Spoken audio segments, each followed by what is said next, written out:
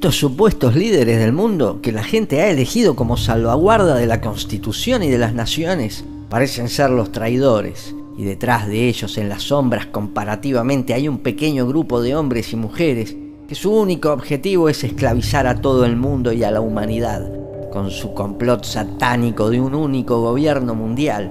Este siniestro plan se terminó de forjar allá lejos en el siglo XVIII, cuando vino a la existencia bajo el nombre de los Illuminati. Estos Illuminati fueron organizados por Adam Weishaupt, nacido judío que se convirtió en un jesuita y sacerdote católico. Entonces, ante la petición de la nueva casa fundada de los Rothschild, organizan los Illuminati. Naturalmente, los Rothschild fueron quienes financiaron esta operación.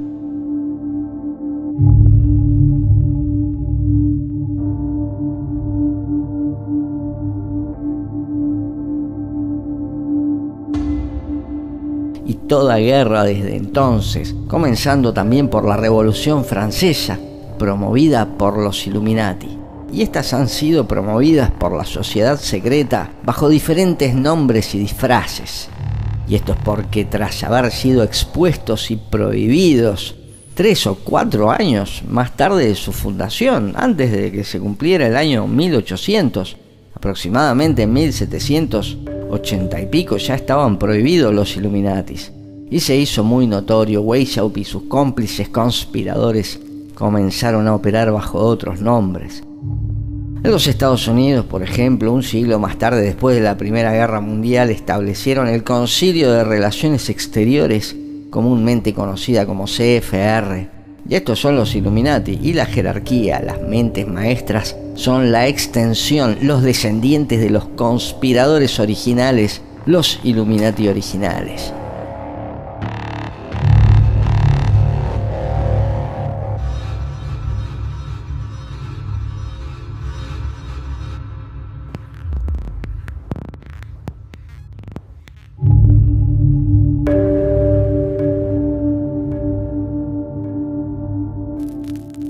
Puede que la Banca de Inglaterra abriera sus puertas. Un orfebre, Amschel Moses Bauer, abrió una casa de monedas en 1723. Afuera de la puerta puso un escudo con un águila romana roja, un sello rojo, en inglés Red Shield, que en alemán se pronunciaba Rothschild. Este sello contenía un hexagrama hermético que quiere decir lo que es arriba es abajo, que más tarde se usaría para la bandera de Israel. Cuando su hijo Amschel Meyer Bauer heredó el negocio, decidió cambiar el nombre a Rothschild. Él pronto aprendió que prestarles plata a los gobiernos y reyes era mucho más provechoso que los préstamos a individuos particulares. No solo los montos eran mayores, sino que además estaban asegurados por los impuestos de las naciones. Los gobernantes tomaban préstamos en nombre de las naciones y finalmente era la gente, el pueblo, quienes debían pagar por ellos.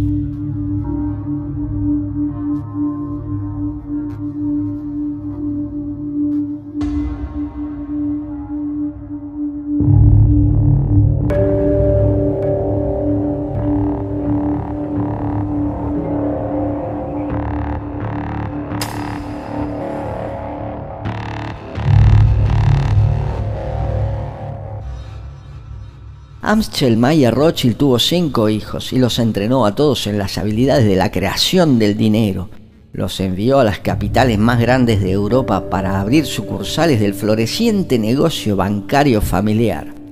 Su primer hijo, también llamado Amschel Meyer, permaneció en Frankfurt para manejar el banco de la ciudad.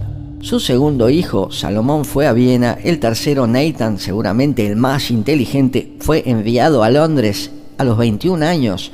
En 1798, casi un siglo después de la fundación del Banco de Inglaterra. Su cuarto hijo, Karl, viajó a Nápoles y el quinto, Jacob, fue a París.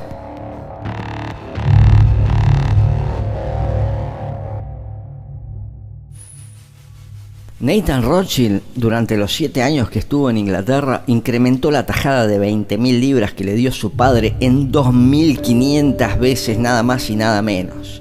Y la cooperación interna de la familia hizo crecer la fortuna familiar de manera fabulosa. Para mediados del siglo XVIII dominaban todos los bancos europeos y ciertamente ya habían logrado ser la familia más rica de Europa.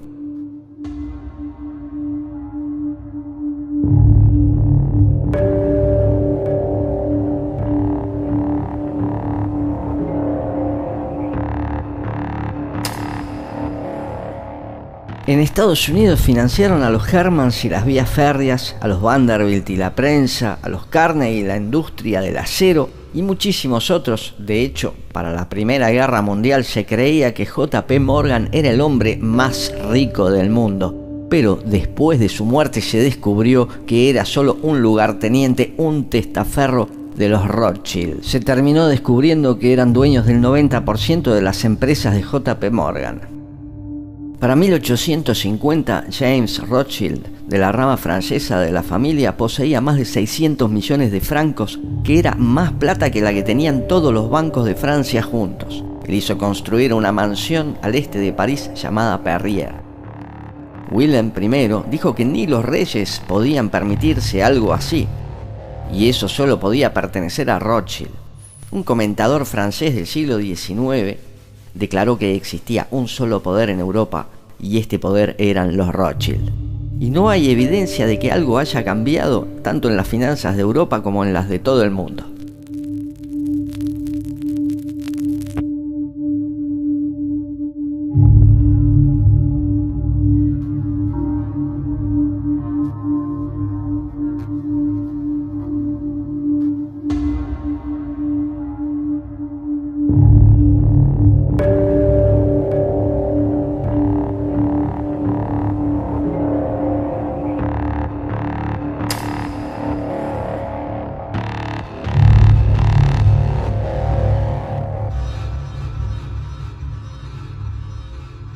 Igual que las FR en los Estados Unidos, hay establecimientos similares secretos de los Illuminati en Inglaterra, Francia, Alemania, en toda Europa y en casi todos los países de Occidente, que continúan además estableciendo otras numerosas subsidiarias y organizaciones pantalla que se infiltran en cada fase de todos los asuntos importantes de la mayoría de los países.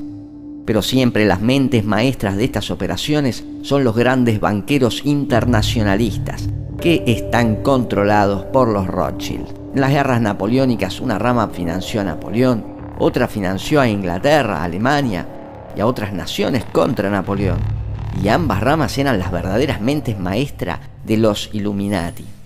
Así ellos aprendieron que las naciones tenían tanto miedo de la guerra que estarían felices por cualquier solución. Entonces las marionetas de los Rothschild instituyeron la idea de que un gobierno mundial solucionaría los problemas y realizaron un congreso en Viena donde intentaron crear la Liga de las Naciones, el primer intento del nuevo orden mundial y un único gobierno, con la teoría de que todos los gobernantes de las coronas europeas estarían totalmente en deuda con ellos, por propia voluntad o mismo sin saberlo, sirviéndoles como marionetas. Pero el zar de Rusia se dio cuenta del complot y boicoteó el Congreso y lo hizo fracasar. La ira de Nathan Rothschild fue enorme y juró vengarse del zar y de toda su familia, cosa que cumplieron sus descendientes en 1917. Los extensos brazos de los Illuminati se vienen aceitando desde hace siglos prácticamente.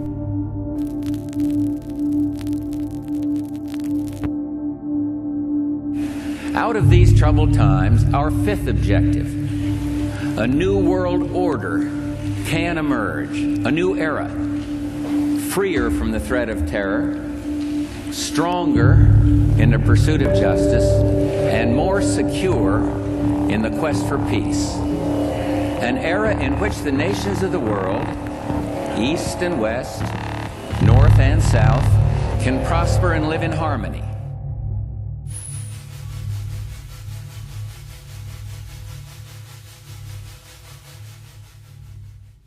The opportunity to forge for ourselves and for future generations a new world order, a world where the rule of law, not the law of the jungle, a world where the rule of law supplants the rule of the jungle.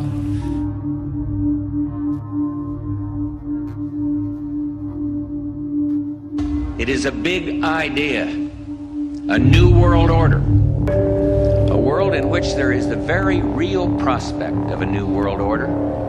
A world order in which the principles of justice and fair play protect the weak against the strong. Against the strong. Against the strong.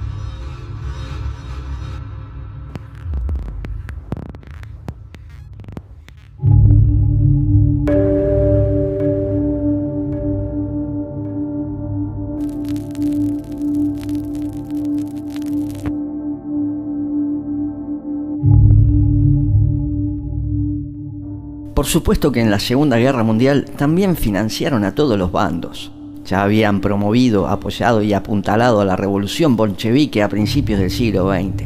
Y el propio Stalin era una marioneta más de los poderosos banqueros. Pero además, lo que dejó a mucha gente con la boca abierta es que parece, y hay bastante evidencia que apunta a esto, que también financiaron al nazismo.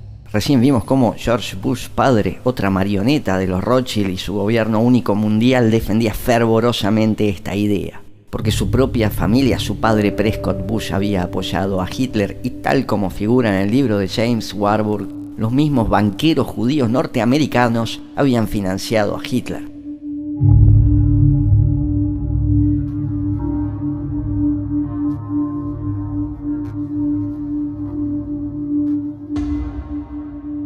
Justamente James Warburg, años más tarde, se pararía frente al Senado de los Estados Unidos y diría: tendremos un gobierno mundial, nos guste o no. La cuestión es solo si el gobierno mundial se logrará por consenso o por la conquista.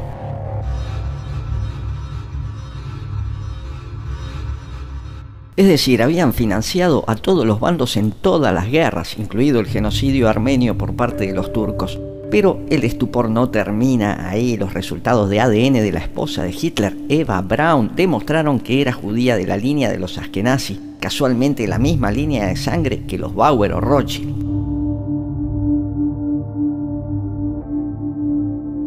Probablemente el objetivo final de Rothschild era crear un gobierno mundial si ganaba Hitler. En Alemania hasta encarcelaron a algún miembro de la familia Rothschild para que la cosa se viera real. Y el plan B, si ganaban los aliados o los soviéticos, crear un país, Israel, que hasta llevara su escudo en la bandera. Y por eso los daños colaterales fueron la guerra mundial, los campos de concentración, la limpieza étnica y toda la gente que sufrió. Así fue como finalmente y hasta el día de hoy monarcas y gobernantes terminaron siendo las marionetas de los Rothschild. La reina, la enfermera de la reina. Pero los Rothschild y las familias gobernantes, algunas al menos, a su vez también serían marionetas, incluidos los Rothschild, de una secta de siniestros sacerdotes. Y a toda esta gente, a estos sacerdotes, a estas familias, las personas comunes, sean judíos, católicos, musulmanes o lo que sean, no les importan absolutamente nada.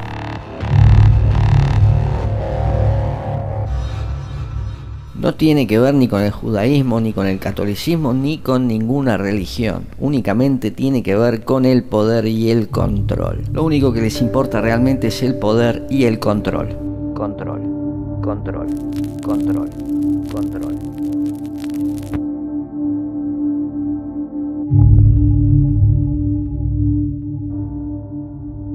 Bueno, esto ha sido todo. Muchísimas gracias y como siempre será hasta la próxima.